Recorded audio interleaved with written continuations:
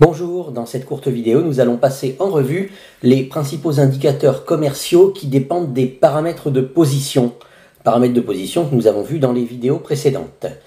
Alors, premier indicateur commercial qui dépend des paramètres de position, c'est-à-dire essentiellement de la moyenne ou de la médiane, nous avons l'indice de vente.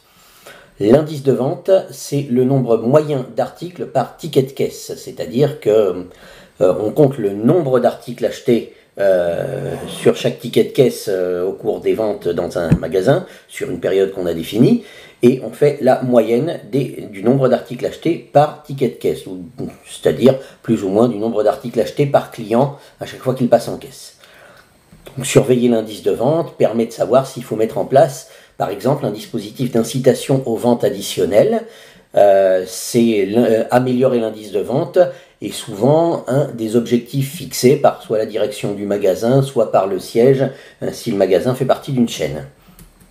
Donc l'indice de vente, c'est une moyenne, donc ça se calcule comme n'importe quelle moyenne, et comme le nombre d'articles par ticket de caisse, c'est forcément un nombre entier, ce sera la moyenne d'une série discrète qui se calcule par stat-invar de manière tout à fait traditionnelle. Je vous engage à aller voir mes vidéos sur le calcul de la moyenne et sur les calculs de la moyenne à la calculatrice par stat-invar ou alors au tableur avec la fonction SUMPROD.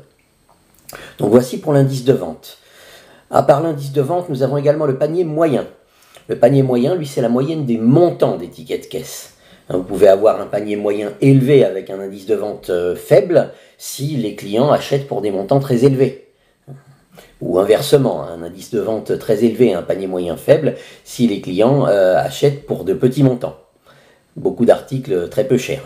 Donc le panier moyen, c'est la somme moyenne dépensée par client à chaque fois qu'il passe en caisse, sur la période que vous êtes fixé.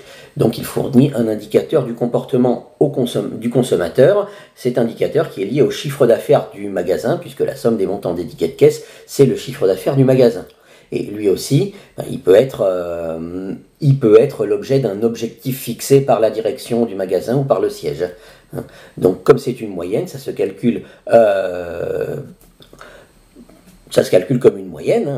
Au moyen, soit vous pouvez exporter sur Excel tous vos tickets de caisse et vous faites un calcul de moyenne, soit en mettant le tableau, soit en mettant les données sous forme de tableau et en faisant un calcul de moyenne sur la ligne des totaux, ou alors vous vous servez de la fonction SUMPROD pour calculer les moyennes, ou de la fonction moyenne si ça marche suivant les circonstances. Donc ça peut très très bien être calculé au tableur. Ou alors, ça peut être estimé comme moyenne d'une série continue si vous n'avez qu'une calculatrice et que vous souhaitiez, pour plus de simplicité, regrouper les montants des tickets de caisse par intervalle, de 10 € à 20 €, de 20 € à 30 €, de 30 € à 40 €. À ce moment-là, vous n'aurez qu'une estimation comme moyenne d'une série continue, et ça se fait si vous avez une calculatrice par la fonction stat-invar, en prenant les centres des classes. Et nous avons enfin le panier médian. Alors le panier médian, vous prenez tous les tickets de caisse et vous faites la médiane au lieu de faire la moyenne. Vous calculez la médiane. Et cette médiane, eh bien, elle vous dit la somme, le montant. Donc vous pouvez dire que la moitié des clients ont acheté moins que ce montant-là. Et la moitié des clients ont acheté plus que ce montant-là. Donc la moitié des clients ont dépensé moins que le panier médian. Et donc il fournit également un indicateur du comportement du consommateur qui lui est lié au profil des clients et au montant de leurs achats, plus ou moins que le chiffre d'affaires, enfin plus qu'au chiffre d'affaires, pardon, qui va avoir un lien lui avec le panier moyen. Donc le panier médian peut se déterminer précisément au tableur, donc vous pouvez vous arranger si vous avez exporté sur une feuille de calcul tous les montants de vos tickets de caisse, vous pouvez calculer précisément le panier médian avec une formule de calcul qui vous calcule la médiane. Il peut également être estimé si vous avez regroupé les tickets de caisse par intervalle comme médiane d'une série continue.